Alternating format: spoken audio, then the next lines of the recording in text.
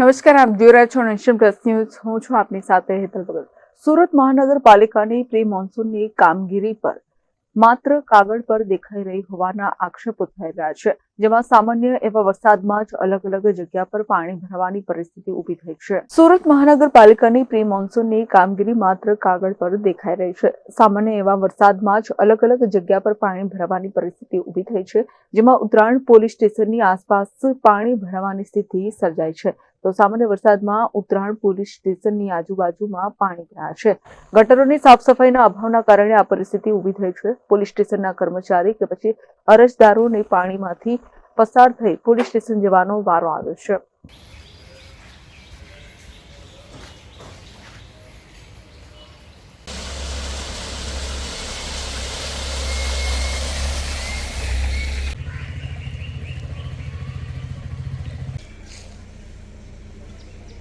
Bureau report, Nation Plus News, Surat. સમાચારોના સતત update મેળવવા માટે અમારી નેશન પ્લસ ન્યૂઝની યુટ્યુબ ચેનલને સબસ્ક્રાઇબ કરો, બેલ આઇકન દબાવો અને જોડાયેલા રહો ફેસબુક, ઇન્સ્ટાગ્રામ અને ટ્વિટર પર.